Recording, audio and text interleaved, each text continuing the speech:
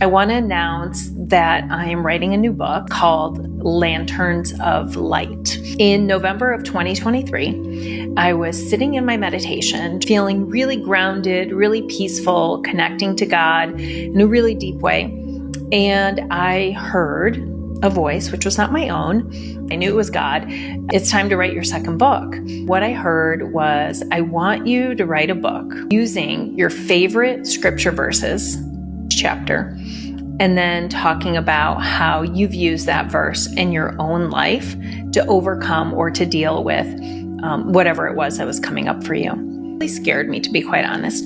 And I had all these excuses in my mind. Pastor, I'm not a rabbi. I'm not a theologian. I'm not an academic. Why do you want me to write this book? Because it is kind of scary to talk about God. Now, people that know me and have known me know that my faith is really strong, and I've always had such a connection to God. What I heard was, go back into your journals, and I want you to look at how often, when you were struggling with things, you actually were using verses from the Bible and scripture to help you.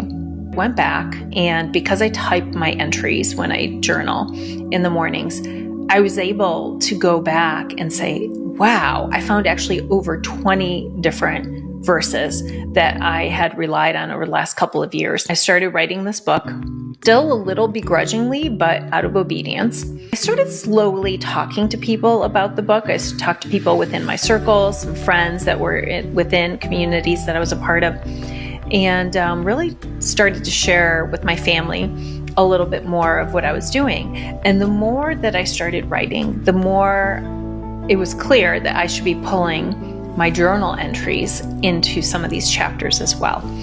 And there are topics in here that are so relevant for all of us, really about trust, about letting go, about surrender, about believing in something that we cannot see, having faith even the size of a mustard seed, for example.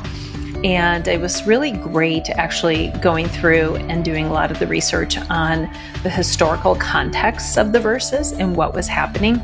Because whether you believe it or not, whether you believe that these things actually happened, if you believe that the stories are about real people, and I do, there is a lesson for all of us.